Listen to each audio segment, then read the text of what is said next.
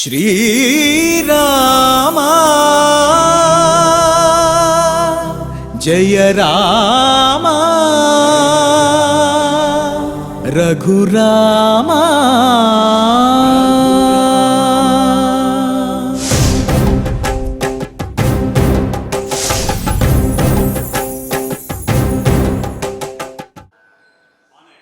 ओं नमो वेंकटेशाय।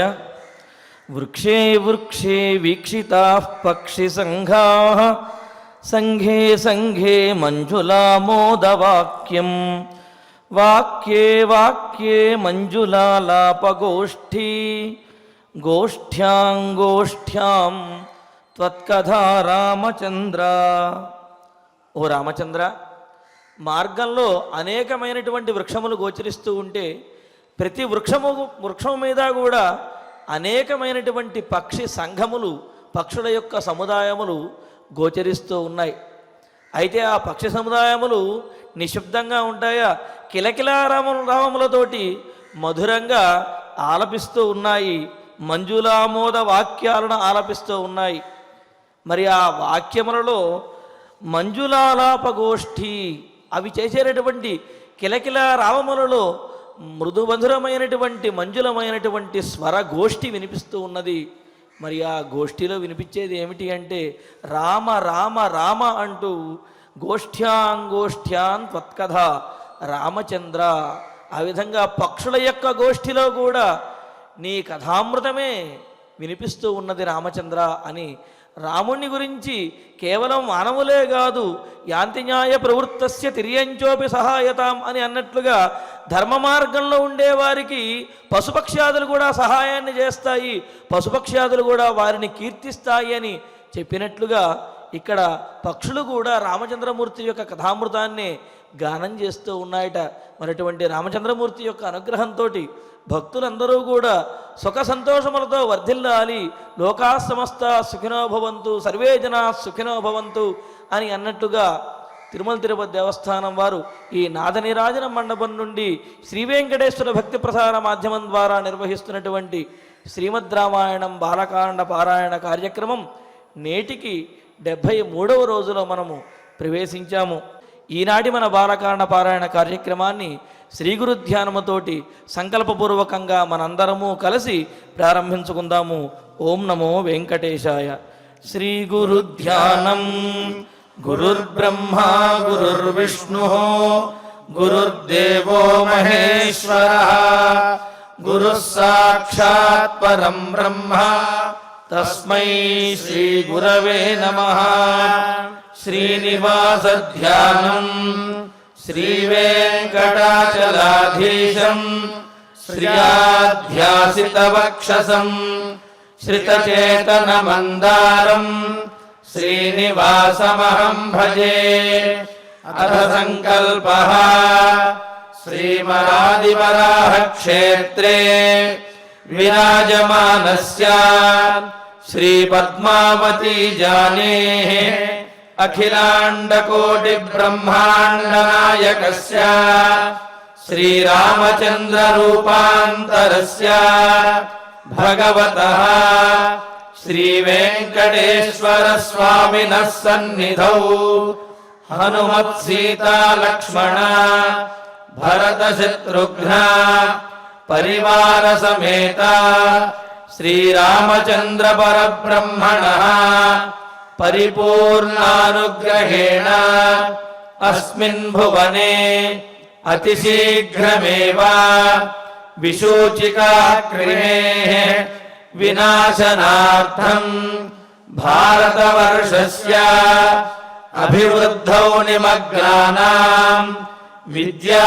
విత్త వాణిజ్య కృషి వైద్య వైజ్ఞానిక దేశరక్షణాదిరంగేషు విద్యమానానాం ఆస్తిక మహాజనానాం సర్వేషాం సకుటుంబానాం ఆయురారోగ్యైశ్వర్య సద్బుద్ధి ఇత్యాది సర్వశుభఫలప్రాప్త్యర్థం తేషాం సర్వతోముఖాభివృద్ధి ద్వారా శ్రీరామరాజ్యస్య పునర్వ్యవస్థాపనార్థం అనూఢానాం శీఘ్రమేవ వివాహ సిద్ధ్యర్థం దంపతీనాం అనుకూల దాంపత్య సిద్ధ్యర్థం సంతానార్థినాం శీఘ్రమేవ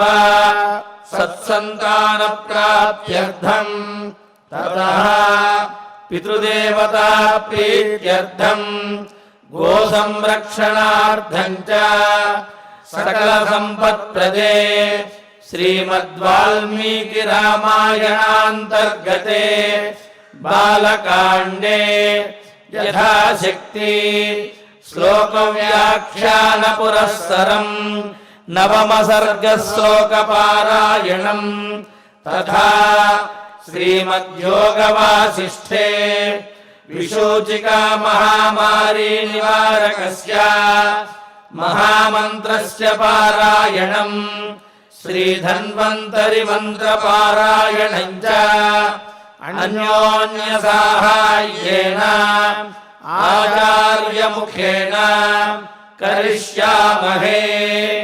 శ్రీ వాల్మీకి ప్రార్థనా.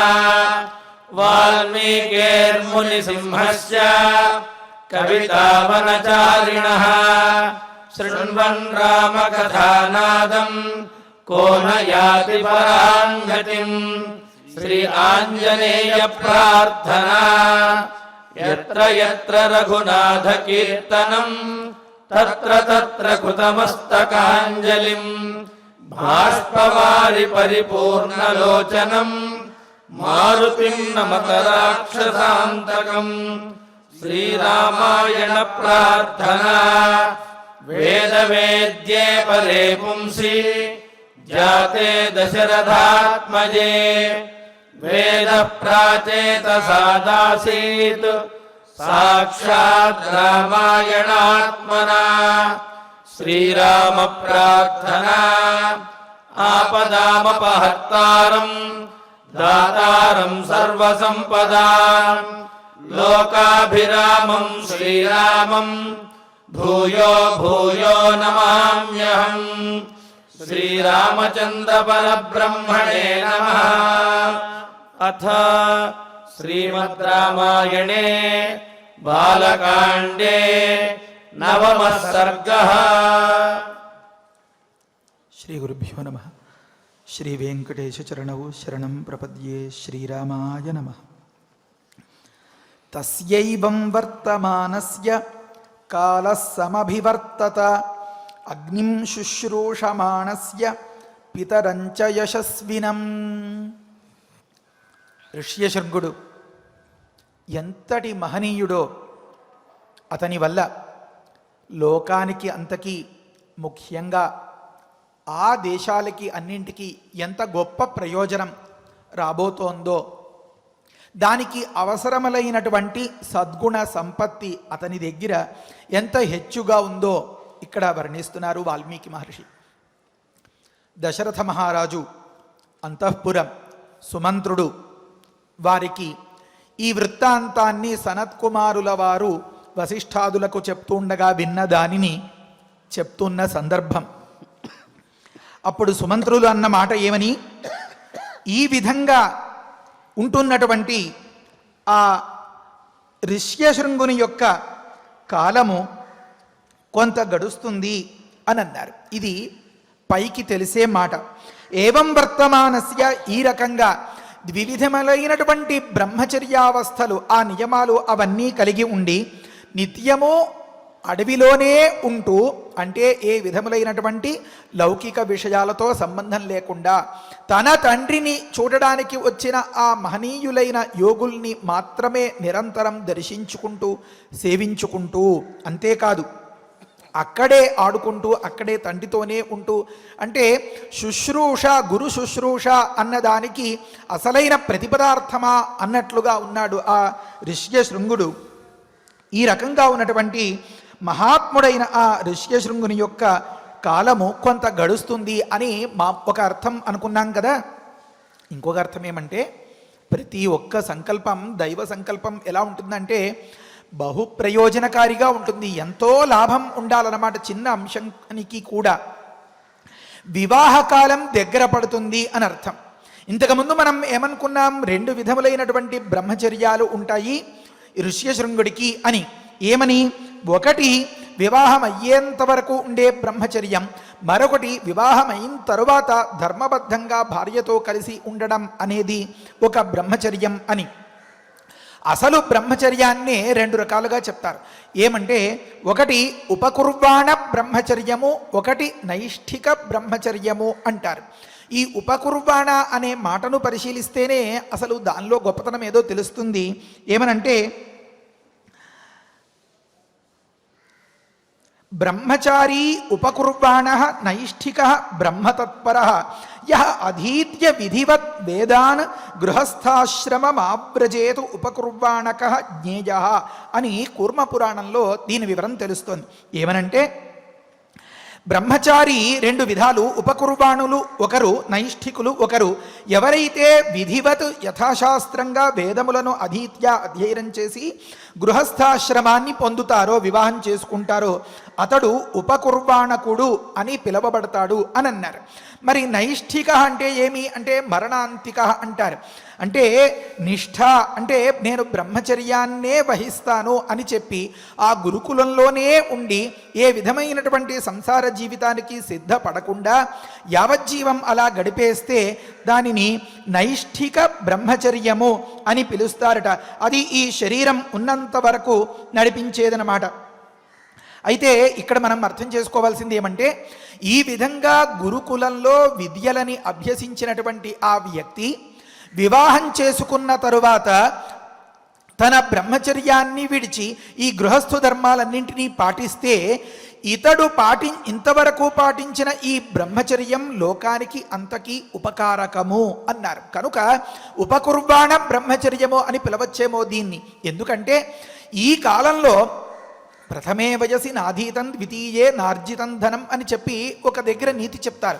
చదువుకునే సమయంలో, ఆర్జించాల్సిన సమయంలో విద్యతో పాటుగా తపస్సుని, ఈ రెండింటికి అనుబంధంగా ఉన్నటువంటి వినయాన్ని, శ్రద్ధని, ఆసక్తిని, విశ్వాసాన్ని, భక్తిని కనుక సంపాదించుకున్నట్లయితే ఇతడు ఒక పెద్ద కల్పవృక్షం లేకపోతే ఒక పెద్ద చెట్టు అనేక రకాలుగా పళ్ళతో, పూలతో, కాయలతో లేకపోతే నీడతో అనేక రకములైనటువంటి వారందరికీ కూడా ఆశ్రయం అయినట్లుగా ఈ గృహస్థాశ్రమం అనేది మిగతా ఆశ్రమాలన్నింటికీ ఆలవాలం అని చెప్పబడుతోంది. కనుక అంతటి స్థితిని ఇతడు గృహస్థు సమర్థంగా నిర్వహించాలి అంటే ఈ బ్రహ్మచర్యము అనే వ్రతం చాలా ముఖ్యం. కనుక ఈ విధమైనటువంటి బ్రహ్మచర్యాన్ని పాటించి గృహస్థుగా మారిన వ్యక్తి యొక్క ఆ బ్రహ్మచర్యము ఉపకుర్వాణ బ్రహ్మచర్యము అని పిలువబడుతోందన్నమాట.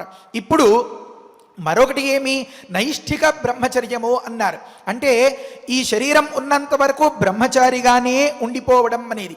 ఇప్పుడు మన ఋష్యశృంగులకి అసలు కనీసం లౌకికములైన విషయ వాసన కూడా లేదు అన్నారు.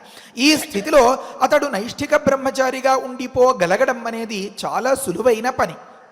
కానీ పరమాత్మ ఏమి అనుసంధానం చేశారు, ఏమి ఆలోచించారు, దైవ సంకల్పం ఎలా ఉంది అంటే ఇంతటి మహనీయుని వల్ల లోకానికి ఉపకారం జరగాలి. ఈ కథంతా రాబోతోంది. అంటే అన్ని శ్లోకాల్ని కలుపుకుంటే పిండితార్థం అంటారు. ఇది భావం. అతనికి తన కూతుర్ని ఇచ్చి వివాహం జరిపించడం అనేది ఎంతో లోకక్షేమాన్ని కలిగిస్తుంది. అలాంటి స్థితిలో ఇతడు వివాహం చేసుకోవాల్సినటువంటి సందర్భం ఏర్పడింది. ఇది దైవ నిర్ణయం కనుక దానికి తగ్గట్టుగా భగవంతుడు పావులు కదిపిస్తున్నాడనమాట. ఇలా శతకోటి విషయాల్ని ముడిపెట్టుకుంటే భగవంతుడు చేసినటువంటి ఒక పనిని మనం అర్థం చేసుకోగలుగుతాం. ఒక దగ్గర రోమపాదుడు ఆ విషయాలంతా, మరొక దగ్గర వివాహం చేసుకున్నటువంటి వ్యక్తి మాత్రమే యజ్ఞాన్ని నిర్వహించడానికి అంటే ఋత్విక్కుగా ఉండడానికి అర్హుడనమాట. అలా కాని వారు అంటే బ్రహ్మచారులకి అక్కడ ప్రవేశం లేదు. సరే, ఈ సందర్భంలో మన రఘురాముడు దశరథరాముడై అవతరించాలంటే ఒక సమర్థవంతము అయినటువంటి మంచి శక్తి సంపన్నమైనటువంటి ఆర్త్విజ్యాన్ని కలిగి చేసేటటువంటి వ్యక్తి అవసరం. అతడు కూడా వివాహితుడైన వాడు అయి ఉండాలి. కనుక ఈ విషయాలన్నింటినీ దృష్టిలో పెట్టుకుంటే ఇక్కడ వ్యాఖ్యానం చేసిన వ్యక్తులు దానికి ముందు చూపుగా ఒక చిన్న మాట ఏం చెప్పారంటే, కాలః సమభివర్తత అంటే వివాహకాలః వర్తిష్యతే ప్రాప్స్యతి అని అర్థం రాస్తారు. అతడికి వివాహకాలము మంగళకరమైనటువంటి కళ్యాణ ఘడియ ఏర్పడింది అని దాని తాత్పర్యం. సరే, ఇందులో ఇంకొక మాట ఏముందంటే, అగ్నిం యశస్వినం పితరంచ శుశ్రూషమాణస్య తస్య కాలః సమభివర్తత అని ఒక మాట ఉంది.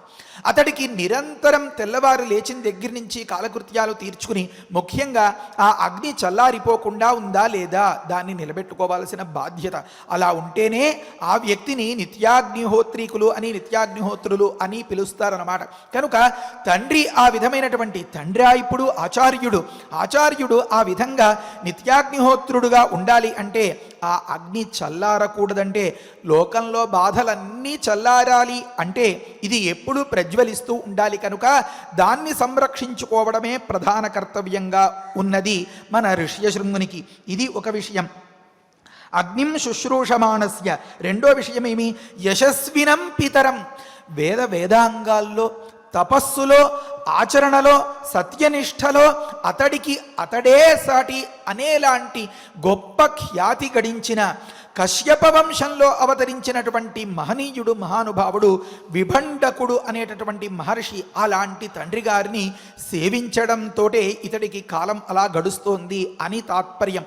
ఒక సందర్భంలో చెప్తారు, విష్ణు పురాణంలో ఉన్నమాట ఏమనంటే, శౌచాచారవత తత్ర కార్యం శుశ్రూషణం గురో వ్రతాని చరతా గ్రాహ్యా వేదాశ్చ కృతబుద్ధినా ఉభే సంధ్యే రవిం భూప తథైవాగ్నిం సమాహిత అని మొదలుపెట్టి ఎంత దివ్యమైన విషయం అంటే, ఏదో దగ్గర స్కూల్లో ఫీజు కట్టేసి మంచి ట్యూషన్స్ పెట్టుకుని చదువు నేర్చేసుకుంటే ఆ విద్య వీడికి వంట పట్టచ్చేమో, లేదా ఆ విద్యలో వీడు మంచి పండితుడు అవ్వచ్చేమో, అడిగిన దగ్గరల్లా తప్పకుండా తప్పులు రాకుండా చెప్పగలగచ్చేమో.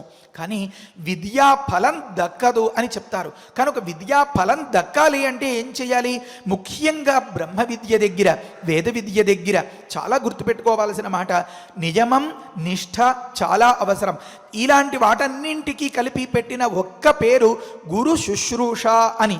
ఆ గురు శుశ్రూష చేస్తూ నేర్చుకున్న విద్య మాత్రమే అక్కడకు వస్తుంది, ఆ మంత్రం ఫలిస్తుంది అని చెప్తున్నారు. ఏమని? శౌచము ఉండాలి, ఆచారం ఉండాలి అన్నారు. ఆ తర్వాత వ్రతాన్ని చరతా గ్రాహ్యా, వ్రత నియమాన్ని పాటిస్తూ ఈ విద్యాధ్యయనం చేయాలి తప్ప ఏదో ఒక రకంగా తోచినప్పుడల్లా రాత్రో పగలో స్నానం చేసో చేయకుండానో ఇలా రకరకాలుగా ఆ వేదాధ్యయనం చేస్తే అది ఇంతకుముందు అనుకున్నాం గుర్తుపడచ్చేమో తనకుండే ప్రజ్ఞ వల్ల, పాఠవం వల్ల. కానీ మంత్రం చదివితే పని జరగడం అనేది మాత్రం ఉండనే ఉండదు. దీన్ని ఇంతలా నొక్కి నొక్కి ఎందుకు చెప్పాల్సి వచ్చింది? ఇన్ని పురాణాలు, స్మృతులు వీటన్నింటినీ కడుపులో పెట్టుకుని వాల్మీకి మహర్షి ఏం చెప్పారు? అతడు అగ్నిసేవ చేస్తున్నాడు అని చెప్పారు. ఋష్యశృంగుడు అగ్నిసేవ చేస్తున్నాడని చెప్పడంలో, లేదా తండ్రి అయినటువంటి గురువైనటువంటి ఆ తండ్రిని సేవిస్తున్నాడు అని చెప్పడంలో ఆంతర్యమేమి? ఇతడి స్థాయి ఎంత గొప్పదో తెలియడం. ఇతడి స్థాయి ఎంతో గొప్పదో తెలిస్తే మనకొరిగేదేమి అంటే, అక్కడ ఆ రోమపాదుడి రాజ్యం, అక్కడ చక్కబెట్టవలసిన కార్యక్రమాలు ఇవన్నీ కూడా తర్వాత రాబోతున్నాయి. ఈ ఋష్యశృంగుడు శ్రీమద్ రామాయణంలో శ్రీరామ జననానికి కారణమైనటువంటి పుత్రకామేష్టి అనే కార్యక్రమంలో అతి కీలకమైనటువంటి పాత్రను నిర్వహించబోతున్నాడు అన్నమాట. చిన్న పొరపాటు జరిగినా సరే కర్మభ్రంశం అయిపోతుంది అంటారు. కనుక ఏ ప్రాయశ్చిత్తాలు లేకుండా కార్యక్రమాన్ని నడిపించగలిగిన మంచి దిట్టైనటువంటి వ్యక్తి మన ఋష్యశృంగుడు అని చెప్పడం కోసం ఇతడు అగ్నిసేవ చేసేడు, ఇతడు గురు శుశ్రూష చేసేడు అని ఉపదేశం చేశారు వాల్మీకి మహర్షి. దానిలో భాగంగానే ఉభయ సంధ్యే, ప్రాతసంధ్య, సాయం సంధ్య, ఇలా ఈ సంధ్యావందనాదులు అన్నింటినీ పాటించాలి అని చెప్తారు. ఈ సందర్భం వచ్చినప్పుడు గురువుగారు చెప్పే ఒక చిన్న కథ గుర్తొస్తుంది. ఏమనంటే, ఒక గురుగారి దగ్గర ఇద్దరు చదువుకుంటూ ఉండేవారు. వారిలో ఒకరు గురువుగారి పిల్లవాడు, ఒకరు బయట నుంచి వచ్చిన వ్యక్తి. ఈ గురువుగారు ఈవేళ అష్టమి, ఈవేళ అమావాస్య, లేకపోతే ఆకాశం మేఘావృతం అయ్యింది, అనధ్యయనాలు, ఇప్పుడు చదవకూడదు, చదువుకున్నాము అని పిల్లవాడు చాలా ఉత్సాహంగా వచ్చేటప్పటికీ నువ్వు స్నానం చేసేవా, సంధ్యావందనం చేసేవా, అగ్నికార్యం చేసేవా, అవన్నీ అడిగి ముందవన్నీ చేసుకునిరా అప్పుడు వస్తానని చెప్పి ఇలా చేస్తూ ఉంటే, నాకు వరుసగా పాఠాలు జరగట్లేదు, నాకు చదువుకుందాం అని అనిపించి ఉత్సాహంగా వస్తే గురుగారు నువ్వు ఆ ధర్మం పాటించు, ఈ కృత్యం పాటించు, నీ కాలకృత్యాలు ముఖ్యం, ఇవన్నీ చెప్తున్నారు, సంధ్యావందనం చేయి అంటున్నారు, నియమం అంటున్నారు. ఇలా అయితే నాకు వేగంగా చదువు పూర్తి కాదు, కనుక గురుగారు నమస్కారం అని చెప్పి నేను వేరే దగ్గర చదువుకుందుకు వెళ్ళిపోతున్నాను అని సెలవు తీసుకుని వెళ్ళిపోతాడు. ఆ గురువుగారు ఒక నవ్వు నవ్వుకుని సరేనైనా వెళ్ళరా అని పంపిస్తారు. చాలా వేగంగా అతడు పూర్తి చేసుకుని ఆ విజయ పత్రికతోటి గురుగారి దగ్గరికి వెనక్కి వస్తాడు. వచ్చిన తర్వాత ఒకటి సాధించేమో అనుకున్న వ్యక్తికి లోపల చాలా ఉత్సాహం, ఉత్తేజం, ఆనందం కనిపిస్తుంది. అది అతడి ముఖంలో కొట్టొచ్చినట్లుంది. గురుగారి దగ్గరికి వచ్చాడు. ఆ శిష్యుడు ఇంకా ఒక 10 అధ్యాయాలుగా ఉంది అని అనుకోండి. ఉదాహరణకి విద్య 2-3 అధ్యాయాలు మాత్రమే చదువుకొని ఉన్నాడు, మిగతా అధ్యాయాలు పూర్తి కాలేదు. ఇతడు కనుక్కోగానే నా చదువు ఇంతవరకే వచ్చింది అని ఆ గురువుగారి పిల్లవాడు చెప్తే నా చదువు పూర్తయిపోయింది అని ఎంతో ఆనందంతో చెప్తున్నాడు. గురుగారు గమనించారు. సరే ఇలా ఉందా, ఇతడికి విషయం తెలియజెప్పాలి అని నాయన కాళ్ళు కడుక్కుని భోజనానికి రా అని పిలుస్తారు. పిలిస్తే ఈ పిల్లవాడు, బయట నుంచి వచ్చిన పిల్లవాడు బావి దగ్గరికి వెళ్ళి బావి చుట్టూతా తిరుగుతూ ఉంటాడు. ఎంతసేపటికి రాడు. ఏమి కారణం? పంపిస్తారు గురుగారు, ఏమి కనుక్కోండి అని. గురుగారు, ఆ పిల్లవాడు వచ్చాడు ఈ లోపు. గురుగారు నూతి దగ్గర చాద లేదండి నీరు తోడుకోవడానికి, అందుకని చూస్తున్నానండి, ఆలస్యమైంది అని చెప్తాడు. అలాగా నాయనా అని చెప్పి తన పిల్లవాడిని పంపించి ఒరే నాయనా వాడికి నీరందించు అంటాడు. అతడు, ఆ పిల్లవాడు నియమబద్ధంగా తండ్రిని గురువుగా భావించి శుశ్రూష చేసి ఏ వ్రతానికి లోపం రాకుండా సంధ్యావందనం చేస్తూ గాయత్రి చేస్తూ అక్కర్లేని విషయాలు ఆలోచించకుండా నిత్యం శుచిగా ఉండి బ్రహ్మచారి సదాశుచి అంటారు. అలా అసలైన బ్రహ్మచారిగా ఉన్న ఈ పుత్రుడు గురుగారి పిల్లవాడు ఆ నూతి దగ్గరికి వెళ్ళి ఓం ఇమం మే వరుణశ్రుధి హవమద్యాచ మృడయా అని ప్రార్థిస్తాడు. అప్ప ఎంత బాగుంటుందంటే, ఓ వరుణుదేవుడా నా మొర ఆలకించు అని మొదలవుతుందన్నమాట ఆ మాట.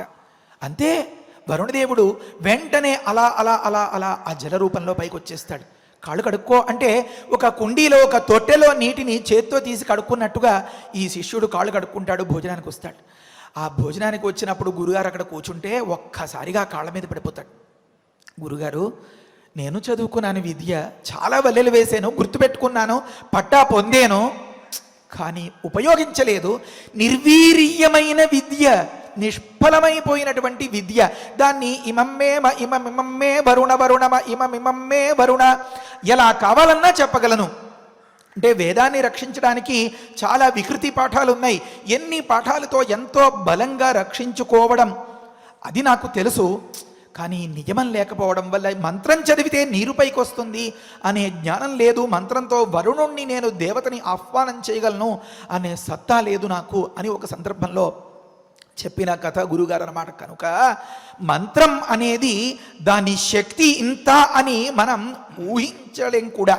అంతటి శక్తి మీరు గమనించండి. ఎక్కడైనా సరే ఏ అంశాన్ని ఎత్తుకున్నా మన వైదిక వాంగ్మయంలో ఎంత చెప్పుకున్నా చాలా తక్కువ.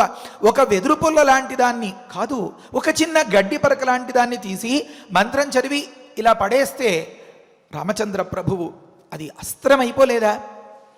అది కాకాసురుణ్ణి తిప్పి తిప్పి తిప్పి తిప్పి ఆ జయంతుణ్ణి మొత్తం లోకాలన్నింటినీ తరిమేయలేదా? తిరిగి తిరిగి తన కాళ్ళ మీద పడితే తప్ప రక్షణ దొరకలేదే. అలాంటి స్థితిలో గొప్పతనం దేంది? గడ్డిపోచది. ఆ గడ్డిపోచని ఒక మంచి అస్త్రంగా మార్చగలిగిన శక్తి దేనిది? మంత్రానిది. ఆ మంత్రం యొక్క శక్తిని సకాలంలో గుర్తు తెచ్చుకుని ఉపయోగించగలగడం అనేది నియమనిష్టలతో ఉన్న మన రామచంద్ర ప్రభువుది. కనుక ఈ రకంగా శుశ్రూష అనేటటువంటి నియమం విద్య నేర్చుకునేవాడికి కాదు వీర్యవంతమైనటువంటి విద్య నేర్చుకునేవాడికి చాలా ముఖ్యం.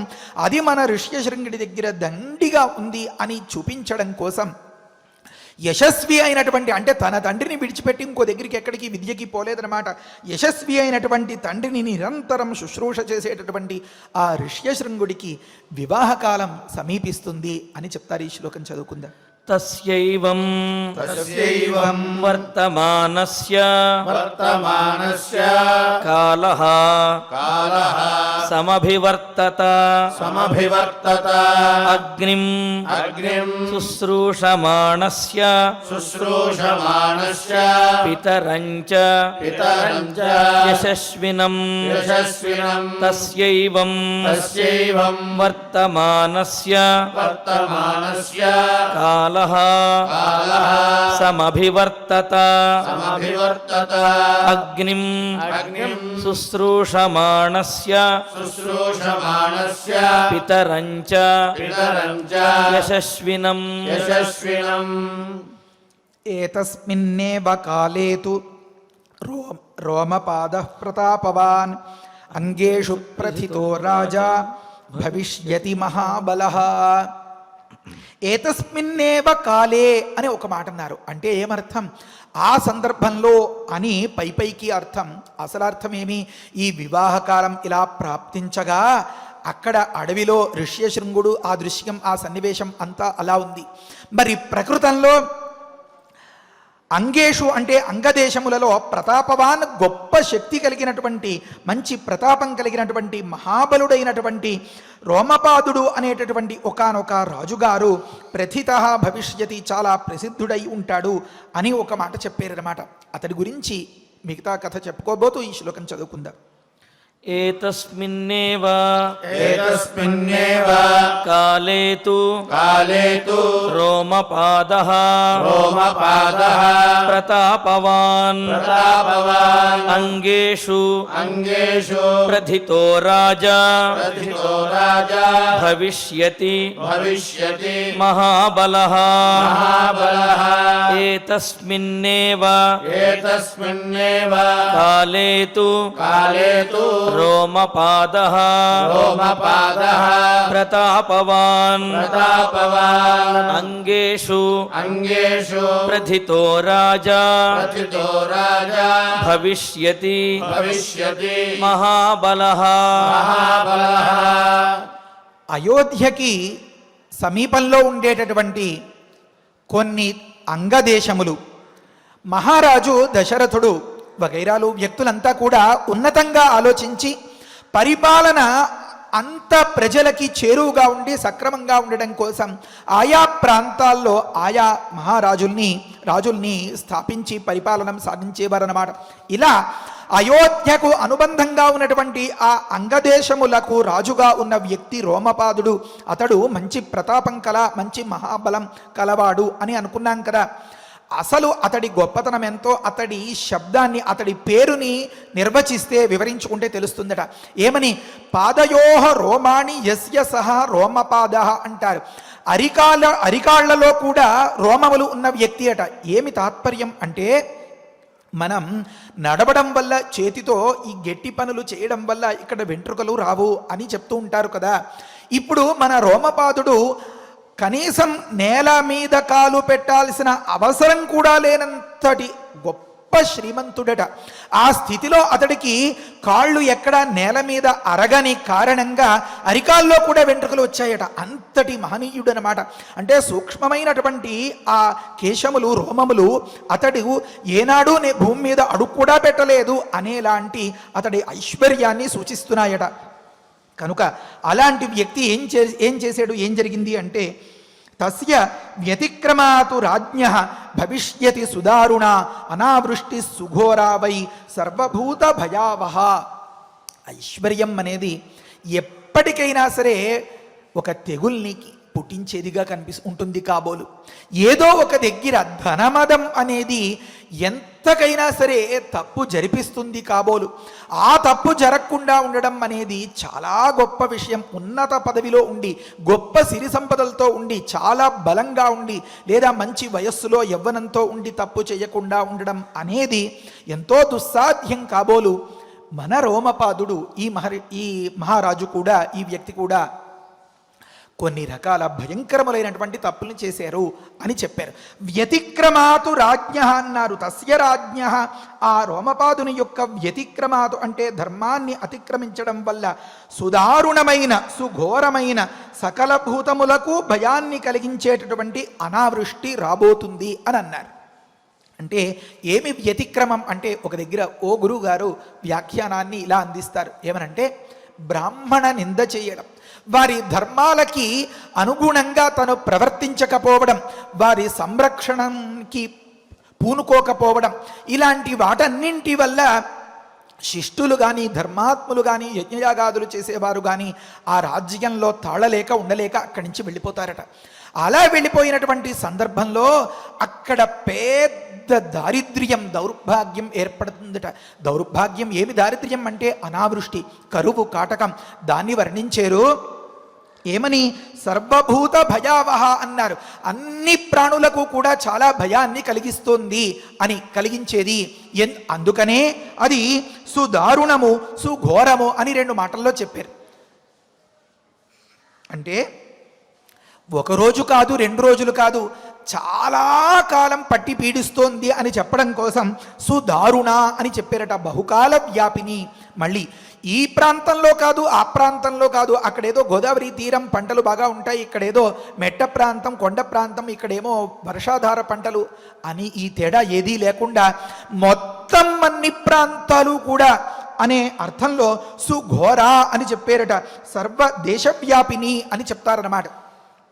ఈ సందర్భంలో మనం ఆలోచించాల్సిన ఒక మాట ఏమంటే, మహారాజుల వల్ల భూమి ఇంత సస్యశ్యామలంగా ఉండడం, లోకం ఇంత సుభిక్షంగా ఉండడం అనేది కానే కాదు అని వాల్మీకి మహర్షి మనకి ఒక గొప్ప ఉపదేశాన్ని చేస్తున్నారు. దీని గురించి ఒక దగ్గర ఎలా తెలుస్తోంది?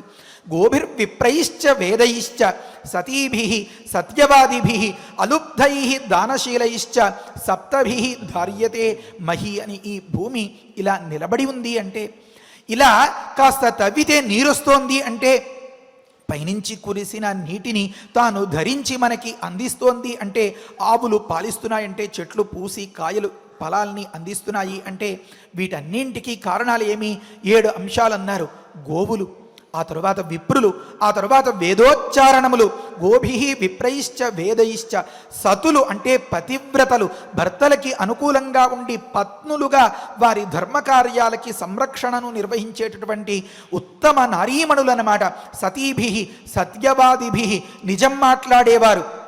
అలుబ్ధై, ఏ లోభము లేకుండా అవసరానికి కొంతైనా సరే దానం చేయడానికి మంచి మనస్తత్వం కలిగినటువంటి వ్యక్తులు, కాజేయాలనే దుర్బుద్ధి లేకుండా ఉండేటటువంటి వ్యక్తులు అన్నమాట అలుబ్ధులు, లోభం లేనివారు. దానశీలయిశ్చ, దానగుణం ఉన్నవారు. ఈ 7 వల్ల అన్నారు.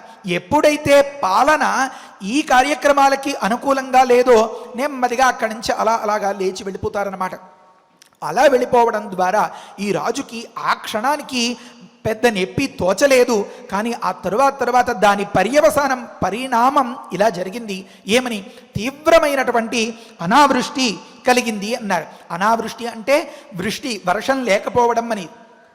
అనావృష్టి కలిగితే ఏమి ఇంత సుదారుణమైన, సుఘోరమైన, సకల ప్రాణులకు భయాన్ని కలిగించే ఇన్ని మాటలు చెప్పాలా అంటే, అక్కడ వర్ణిస్తారు, భూమి బద్దలైపోతుందట.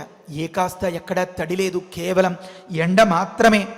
నాటినటువంటి పైరు రామాయణ కల్పవృక్షంలో విశ్వనాథ వారు చెప్తారు, ఎంత అందమైనటువంటి వర్ణన. అందమైన వర్ణన అనే కంటే చాలా ఘోరమైనటువంటి స్థితిని కట్టేట్లుగా వర్ణించడం అని చెప్తే న్యాయంగా ఉంటుంది. ఏమనంటే, పైరు ఆ కొసల నుంచి ఎండిపోవడం మొదలు పెడుతోందట. ఏదో ఒకలాగా కొద్దిగా నీరు పోగు చేసి ఆ నారు నాటితే అది పైనుంచి అలా ఎండిపోవడం మొదలు పెడుతోందట. నీటి గుంతలు సైతం మెట్ట ప్రాంతాలుగా అయిపోతున్నాయట. ఎంత పూడిక తీసిన బావుల్లో చొక్క నీరు కూడా ఎక్కడా దొరకట్లేదుట. అంతెందుకు ఆ దారుణాతి దారుణమైనటువంటి స్థితిని 2 మాటల్లో వర్ణిస్తారు. ఆవు పొదుగు దగ్గరికి వెళ్ళి పిల్లాడి ఆకలి బాధలు తట్టుకోలేక పిండుతామని చూస్తే ఆ పొదుగు నుంచి నెత్తురు కారేంతటి దుర్భిక్షం అని వర్ణిస్తారు. ఎంతటి కష్టమో వర్ణనాతీతం అన్నమాట. దీనికి అంతకీ కారణం ఈ సాధుజన సంరక్షణం లేకపోవడం. దీనికి అంతకీ కారణం ఆ ప్రభువు యొక్క సత్ప్రవృత్తి లేకపోవడం అనేది. కనుక అరికాలిలో కూడా వెంట్రుకలు కలిగినంతటి ఐశ్వర్యంలో ఉన్న ఈ రోమపాదుడు లెక్కలేని తనంతో ఒకానొక సందర్భంలో ధర్మాన్ని అతిక్రమించడం వల్ల లోకంలో ప్రజలందరికీ కూడా ఇంతటి క్షణం కూడా గడవని దుస్థితి ఏర్పడింది అని వర్ణించారు. ఈ శ్లోకం చదువుకుందాం.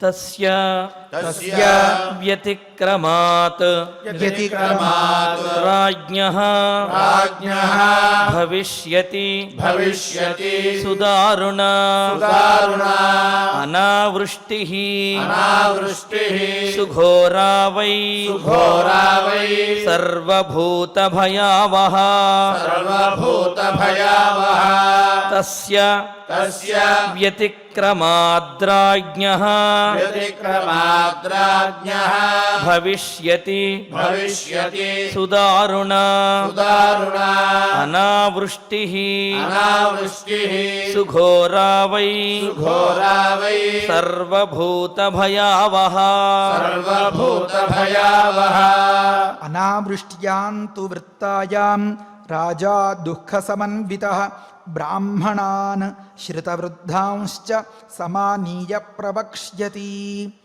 తప్పు జరిగిపోతే దాన్ని దిద్దుకోవడానికి సహజ స్థితికి వచ్చి వెంటనే మెలకువ తెచ్చుకోవడం అనేది చాలా ముఖ్యం అంటున్నారు మహర్షి.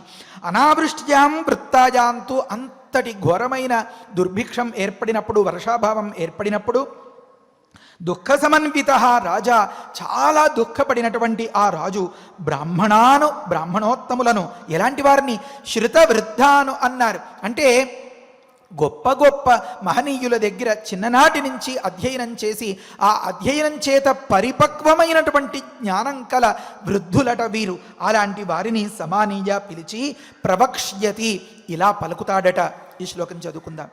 అనావృష్ట్యాంతు అనావృష్ట్యాంతు వృత్తాయాం రాజా దుఃఖ సమన్వితః సమన్వితః బ్రాహ్మణాన్ శ్రుతవృద్ధాంశ్చ శ్రుతవృద్ధాంశ్చ సమానీయ ప్రవక్ష్యతి.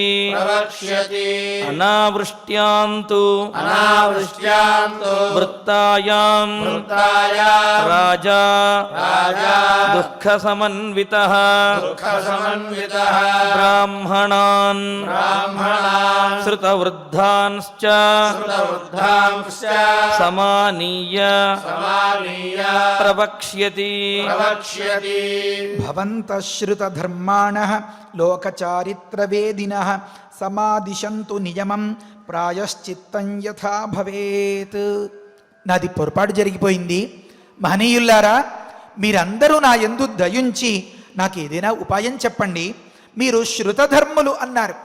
గొప్ప గొప్ప వేదశాఖలను అధ్యయనం చేసి వాటి రహస్యాలన్నింటినీ, ఆ ధర్మాలన్నింటినీ కూడా ఆపోషణ పట్టినటువంటి మహనీయులు మీరు. కనుక వైదిక ప్రక్రియల ద్వారానే ఇలాంటి ఉపద్రవాలకి పరిహారం జరగాలి అన్నమాట. అంతేకాదు లోక చారిత్రవేదిన, ఇలాంటి పొరపాట్లు ఎక్కడెక్కడైనా జరిగితే అప్పుడు మీ పెద్దలు మహనీయులు గురువులు ఏమేం ఉపాయం చెప్పారో ఈ గత చరిత్రలన్నింటినీ కూడా బాగా తెలిసిన వారు. ఇంకొక అర్థం ఏమనంటే ప్రస్తుతం లోకంలో ఉండేటటువంటి ఈ దుస్థితిని అంతని బాగా ఎరిగిన వారు. దానికి కారణమేమి, నేను అనే విషయాన్ని కూడా మీరు ఎరుగుదురు అని తాత్పర్యం అన్నమాట. భవంత అట్టి మీరు యథా ప్రాయశ్చిత్తం భవేతు, యథా ఏ రకంగా అయితే ప్రాయశ్చిత్తం దిద్దుబాటు అన్నమాట, ఈ చేసిన తప్పుకి దిద్దుబాటు జరుగుతుందో తథా ఆ రకంగా నియమం సమాదిశంతు. నియమం అంటే నేను పాటించవలసినటువంటి మంచిని నాకు ఉపదేశం చేయండి అని అన్నారు. ఇక్కడ రెండు మాటల్ని మనం వివరించుకుని మన ప్రవచనాన్ని ముగించుకుందాం. ఏమనంటే తప్పు జరిగినప్పుడు మీరు శృతధర్ములు, మీరు మహాత్ములు, మహానుభావులు కనుక నాకు ఏదైనా దారి చూపించండి మహాప్రభో అని బాధతో ఆర్తితో రోధిస్తున్నాడు అంగదేశాలకి అధిపతి అయినటువంటి రోమపాదుడు. ఇది చూసి ఈ బ్రాహ్మణోత్తములంతా కూడా ఒకప్పుడు మనల్ని బాధిస్తేనే ఈనాడు లోకాన్ని యొక్క బాధనంతని చూసి చలించాడు కనుక, తెలుసుకున్నాడు కనుక ఇతడికి మనం ఉపకారం చేద్దాం అని అనుకున్నారట. అలా అనుకునే వచ్చారు కనుకనే వారితో ఎదురుపడి మాట్లాడగలుగుతున్నాడు. వాళ్ళందరూ కూడా చీపమ్మని మొహం చాటేస్తే మరెలా? కనుక ఆ సందర్భం అలా ఉంది.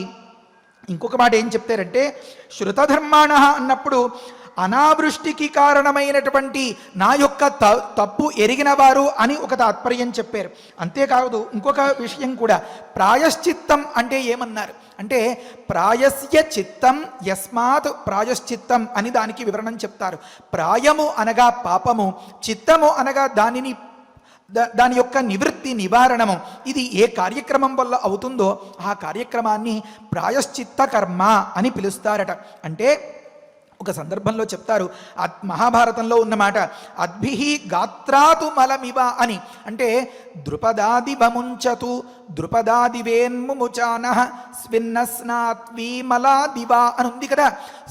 స్విన్న అంటే బాగా చెమట పట్టి మలినంగా ఉన్న వ్యక్తి స్నాత్వి స్నానం చేయడం ద్వారా, స్నానం చేసి మలాతు ఈ మాలిన్యం నుంచి ఎలా అయితే విడుబడి ముక్తుడై శుద్ధంగా స్వచ్ఛంగా ఉంటాడో ఆ రకంగా నేను పాపం నుంచి విడిపడాలి అని ప్రాయశ్చిత్త రూపంగా సంధ్యావందనం చేసుకుంటూ ప్రార్థిస్తాడు.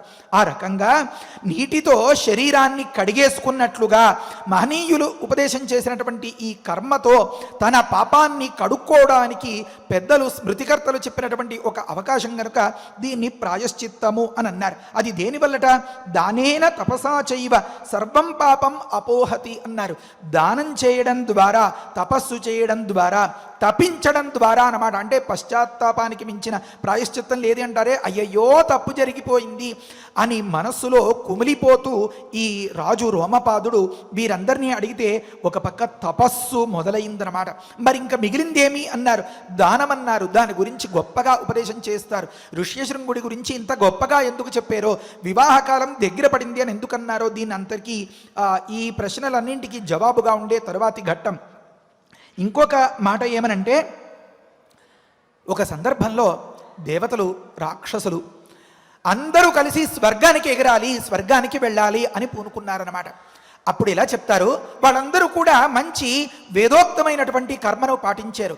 ఓం సహ వై దేవానాంచాసురాణాంచ యజ్ఞౌ ప్రతతావాస్తాం వయగ్ం స్వర్గం లోకమేష్యామ ఇది అని. అంటే మేము స్వర్గానికి వెళ్ళాలి, మేమే వెళ్ళాలి, మీరు తప్పుకోండి మేమే అని అనుకుంటూ వారు ఏం చేశారు? వారిద్దరూ కూడా, అంటే రెండు వర్గాలు కూడా వైదికమైనటువంటి మార్గాన్ని అవలంబించారు అని చెప్తారు. అప్పుడు తేసురా సన్నహ్య సహసైవాచరన్, ఈ రాక్షసులంతా కూడా హోమం చేయాలి అని తాళపత్రంలో ఉందనుకోండి, పట్టుకొచ్చి దాన్ని అంతని ఇంత నిప్పు వెలిగించి డామ్ మన అందులో పడేయడం. లేకపోతే ఆచమనం చేయాలి అని ఉందనుకోండి, ఆ చెంబు తీసుకుని గడగడ తాగేయడం. లేకపోతే స్నానం చేయాలి అని ఉందనుకోండి, ధబాలని వచ్చి ఆ చెరువులో దూకినట్లుగా. ఇలా సన్నహ్య అన్నారు. ఒక బలాత్కారంగా, ఒక వికృత చేష్ట చేస్తున్నట్లుగా. ఏం జరుగుతోంది ఇక్కడ అంటే, ఏదో దిష్టి తీసి గుమ్మడికాయ పదలు కొట్టేస్తే మొత్తం అంతా కూడా చిమ్మేసినట్లుగా అంత భీభత్సంగా జరిగిపోతున్నాయిట ఆ కార్యక్రమాలన్నీ. మరి దేవతలు ఏం చేశారు? బ్రహ్మచర్యేణ తపసైవ దేవా, బ్రహ్మచర్య నిష్ఠతో తపస్సుతో ఆ కార్యక్రమాన్ని విధి విధానంతో రూపొందించారట. ఈ రాక్షసులకి చెప్తారు, తే అసురాహ అముహ్యన్, వారికి అసలు ఏం చేస్తున్నామో, ఏం చేయాలో, ఎటు వెళ్ళాలో ఏమీ పాలుపోలేదు, మోహాన్ని పొందేరు అన్నారు. ఇంకా మూర్ఖులైపోయారన్నమాట. ఆ తరువాత మాట, తే నప్రాజానన్ను, అసలు స్వర్గానికి దారే తెలియలేదు అన్నారు. ఆ తరువాత తే పరాభవన్ను, ఇంత కార్యక్రమం చేశారు కానీ వారు పరాభూతులైపోయారు అన్నారు. కనుక తే న స్వర్గంలోకమాయన్ను, వారు స్వర్గానికి చేరుకోలేకపోయారు అన్నారు. దేవతలు మాత్రం ప్రసృతేన వైయజ్ఞేన అని మొదలుపెట్టి చెప్తారు. ఈ రకమైనటువంటి బ్రహ్మచర్యాది నిష్ఠలతో కూడిన దేవతలు చాలా సులువుగా ఒక నిచ్చెన ఎక్కినట్లుగా స్వర్గానికి చేరుకున్నారు అంటారు. అంటే మనం గమనించాలి, పాటించడం అనేది మంచివాడు చెడ్డవాడు ఇద్దరూ పాటిస్తారు. వేద ధర్మం అనేది అందరి దగ్గర సమానమే. కానీ ఈ ధర్మానికి కవచం లేదా ఈ ధర్మాన్ని మంచిగా హైలైటర్ అంటారే, పెద్దగా ప్రకాశింప చేసేది ఈ పూర్వోత్తరాంగాలుగా ఉన్నటువంటి ఈ బ్రహ్మచర్య నిష్ఠ, ఈ తపస్సు అన్నమాట. వీటన్నింటిలోనూ చాలా గొప్ప నిధిగా ఉన్నటువంటి వ్యక్తి మన ఋష్యశృంగుల వారు. అలాంటి వ్యక్తిని రప్పించడానికి తపన పడుతూ ఉండేటటువంటి వ్యక్తి మన రోమపాదుల వారు. ఇలాంటి రోమపాదుల వారు ఏ ప్రక్రియ చేయడం ద్వారా గడిచినటువంటి ఆ పొరపాటుని దిద్దుకున్నారు అనే కథను మనం తర్వాతి ఘట్టంలో వివరించుకుందాం. ప్రతి ఒక్కరికి శ్రీరామానుగ్రహం లభించి సుఖంగా శాంతిగా వర్ధిల్లెదరుగాక. హరయే నమః. స్వస్తి. భవంతః భవంతః శ్రుతధర్మాణః శ్రుతధర్మాణః లోకచారిత్రవేదినః లోకచారిత్రవేదినః సమాదిశంతు సమాదిశంతో నియమం నియమం ప్రాయశ్చిత్తం ప్రాయశ్చిత్తం యథా భవేత్ యథా భవేత్ భవంతః భవంతః శ్రుతధర్మాణః శ్రుతధర్మాణః లోకచారిత్రవేదినః లోకచారిత్రవేదినః సమాదిశంతు సమాదిశంతో నియమం నియమం ప్రాయశ్చిత్తం ప్రాయశ్చిత్తం యథా భవేత్. యథా భవేత్. రమ్యమైనటువంటి రామాయణ ప్రవచనంలో ఈనాడు రోమపాదుడు చేసినటువంటి పొరపాటు వల్ల, ఆయన యొక్క అధర్మమైనటువంటి ప్రవృత్తి వల్ల ఆ రాజ్యములోని వారందరూ కూడా ఇబ్బంది పడుతున్నారనే విషయాన్ని మనం తెలుసుకున్నాం. అదేమిటండి, రాజుగారు తప్పు చేస్తే శిక్ష రాజుగారికి పడాలి, కానీ ఆ రాజ్యంలో ఉన్నటువంటి వారందరికీ కూడా శిక్ష ఏమిటి? అనావృష్టి రావటం, కరువు కాటకాలు రావటం ఏమిటి అంటే దీనికి మనకు సమాధానం భారతంలో మనకు గోచరిస్తూ ఉంటుంది.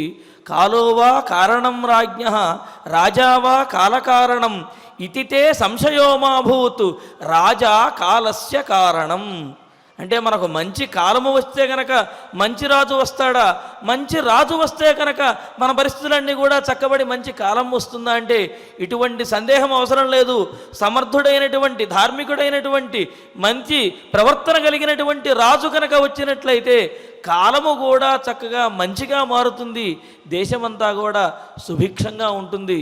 మరి ఇక్కడ రోమపాదుడు అధర్మ ప్రవృత్తితోటి సాధు పుంగవులను, సజ్జనులను కూడా అవమానించాడు కాబట్టి దాని యొక్క ప్రభావం రాజ్యం మొత్తం మీద పడింది.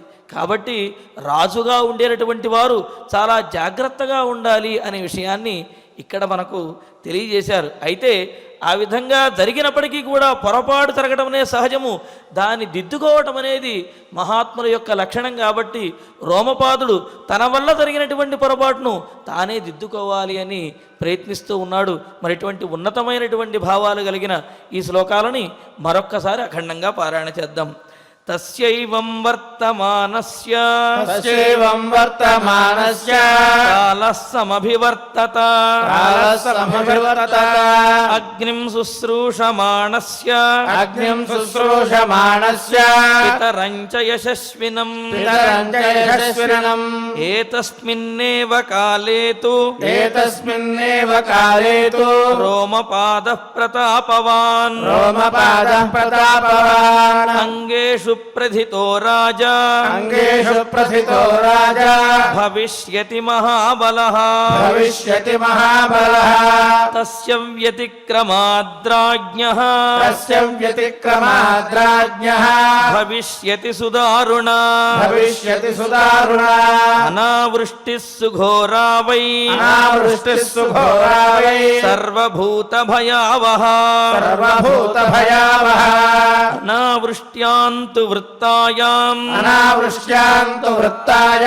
రాజా దుఃఖ సమన్వితః రాజా దుఃఖ సమన్వితః బ్రాహ్మణాన్ శ్రుత వృద్ధాంశ్చ బ్రాహ్మణాన్ శ్రుత వృద్ధాంశ్చ సమానీయ ప్రవక్ష్యతి సమానీయ ప్రవక్ష్యతి భవంతః శ్రుత ధర్మాణః భవంతః శ్రుత ధర్మాణః లోకచారిత్రవేదినః లోకచారిత్రవేదినః సమాదిశంతు నియమం సమాదిశంతు నియమం ప్రాయశ్చిత్తం యథా భవేత్ ప్రాయశ్చిత్తం యథా భవేత్ ఇత్యార్షే ఇత్యార్షే శ్రీమద్ రామాయణే శ్రీమద్ రామాయణే బాలకాండే బాలకాండే నవమే సర్గే నవమే సర్గే పంచశ్లోకాః పంచశ్లోకాః ఫలశ్రుతి నుండి మంగళాంతము వరకు మనందరము కలిసి పారాయణ చేద్దాము. ఫలశ్రుతి కుటుంబ వృద్ధిం ధనధాన్య వృద్ధిం శ్రియశ్చ ముఖ్యాః సుఖముత్తమం చ శ్రుత్వా శుభం కావ్యమిదం మహార్థం ప్రాప్నోతి సర్వాం భువి చార్థ సిద్ధిం. శ్రీరామచంద్ర పరబ్రహ్మణే నమః. అథ శ్రీమద్యోగవాసిష్ఠే ఉత్పత్తి ప్రకరణే ఏకోనసప్తతితమః సర్గః. శ్రీవసిష్ఠ ఉవాచ అథ వర్షసహస్రేణ तां पितामह आययौ दारुणं हि तपःसिद्ध्यै विषाग्निरपि शीतलः मनसैव प्रणम्यैनं सा तथैव स्थिता सती को वरः क्षुच्छमायालम् इति चिन्तान्विताभवत् आस्मृतं प्रार्थयिष्येऽहं वरमेकमिमं विभुम् अनायसी चायसी च स्यामहं जीवसूचिका अस्योक्त्याद्विविधा सूचिः भूत्वा लक्ष्याविशाम्यहम् प्राणिनां सह सर्वेषां हृदयं सुरभिर्यथा यथाभिमतमेतेन ग्रसेयं सकलं जगत् क्रमेण क्षुद्विनाशाय क्षुद्विनाशः परं सुखम् इति सञ्चिन्तयन्तीं ताम् उवाच कमलालयः अन्या दृश्यास्तथा दृष्ट्वा स्तनिताभ्ररवोपमम् ब्रह्मोवाच पुत्रिकर्कटिके रक्षः कुलशैलाभ्रमालिके उत्तिष्ठ त्वं तु दुष्टोऽस्मि गृहाणाभिमतं वरम् कर्कट्युवाच भगवन् भूतभव्येश स्यामहं जीवसूचिका अनायसी चायसी च विधेर्पयसि चेद्वरम् श्रीवसिष्ठ उवाच एवमस्मिति तामुक्त्वा पुनराह पितामहः सूचिकासोपसर्गा त्वम् भविष्यसि विसूचिका सूक्ष्मया मायया सर्वलोकहिंसां करिष्यसि दुर्भोजनादुरारम्भाः मूर्खा दुःस्थितयश्च ये दुद्देशवासिनो दुष्टाः तेषां हिंसां करिष्यसि प्रविश्याहृदयं प्राणैः पद्मप्लीहादिबाधनात् वातलेखात्मिका व्याधिः भविष्यसि विसूचिका सगुणं विगुणं चैव जनमासादयिष्यसि गुणान्वितचिकित्सार्थम् मन्त्रोऽयन्तु मयोच्यते ब्रह्मोवाच हिमाद्रेरुत्तरे पार्श्वे कर्कटी नाम राक्षसी विसूचिकाभिधाना सा नाम्नाप्यन्यायबाधिका तस्याः मन्त्रः ॐ ह्रीं ह्रां ह्रीं रां विष्णुशक्तये नमः ॐ ह्रीं ह्रां ह्रीं रां विष्णुशक्तये नमः ॐ ह्रीं ह्रां ह्रीं रां विष्णुशक्तये नमः ॐ नमो भगवते विष्णुशक्तिमेनाम् ॐ हर हर नय नय पच पच मध मध उत्सादय उत्सादय दूरे कुरु स्वाहा हिमवन्तं गच्छ जीव सह सह सह चन्द्रमण्डलगतोऽसि स्वाहा ॐ नमो भगवते विष्णुशक्तिमेनाम् ॐ हर हर नय नय पच पच मध मध उत्सादय उत्सादय दूरे कुरु स्वाहा हिमवन्तं गच्छ जीव सह सह सह चन्द्रमण्डलगतोऽसि स्वाहा ॐ नमो भगवते विष्णुशक्तिमेनाम् ॐ हर हर नय नय पच पच मध मध उत्सादय उत्सादय दूरे कुरु स्वाहा हिमवन्तं गच्छ जीव सह सह सह चन्द्रमण्डलगतोऽसि स्वाहा इति मन्त्रे महामन्त्रम् यस्य वामकरोदरे मार्जये धातुराकारम् तेन हस्तेन संयुतः हिमशैलाभिमुख्येन विद्रुतां तां विचिन्तयेत् कर्कटीं कर्कशाक्रन्दां मन्त्रमुद्गरमर्दिताम् आतुरं चिन्तयेच्छन्द्रे रसायनहृदि स्थितम् अजरामरणं युक्तं मुक्तं सर्वाधिविभ्रमैः साधको हि शुचिर्भूत्वा स्वाचान्तः सुसमाहितः क्रमेणानेन सकलां प्रोच्छिनत्ति विशूचिकाम् इति गगनगतः त्रिलोकनाथः गगनगसिद्धगृहीतः सिद्धमन्त्रः गतः उपगतशक्रवन्द्यमानः निजपुरम् अक्षयम् आयम् उज्ज्वलश्रीः इति श्रीमद्योगवासिष्ठे उत्पत्तिप्रकरणे 59तमः सर्गः। अथ धन्वन्तरि ध्यानम् अच्युतानन्त गोविन्द विष्णो नारायणामृत रोगान्मे नाशयाशेषान् आशु धन्वन्तरे हरे आरोग्यं दीर्घमायुष्यं बलं तेजोधियं श्रियं स्वभक्तेभ्यो न गृह्णन्तम् वन्दे धन्वन्तरिं हरिं धन्वन्तरेरिमं श्लोकम् भक्त्या नित्यं पठन्ति ये अनारोग्यं न तेषां स्यात् सुखं जीवन्ति ते चिरम्।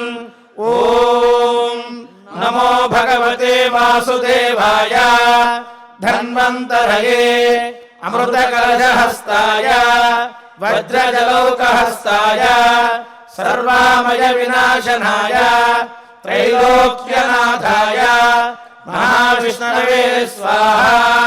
ॐ वासुदेवाय विद्महे सुधाहस्ताय धीमहि तन्नो धन्वन्तरिः प्रचोदयात्।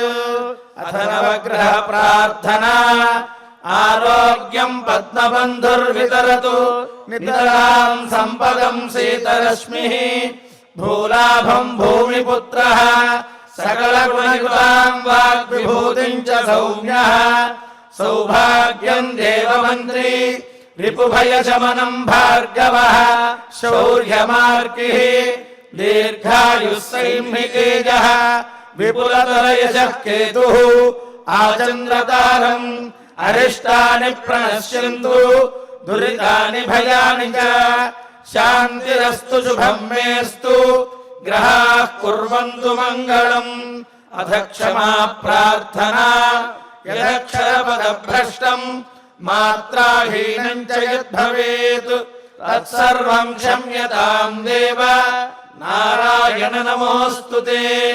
अथ भगवत्समर्पणम् कायेन वाचा मनसेन्द्रियैर्वा बुद्ध्यात्मना वा प्रकृते स्वभावात् करोमि यद्यत् सकलं परस्मै नारायणायेति समर्पयामि। अथ मङ्गलम् श्रियः कान्ताय कल्याण निधये निधयेऽर्थिनाम् श्रीवेङ्कटनिवासाय श्रीनिवासाय मङ्गलम्।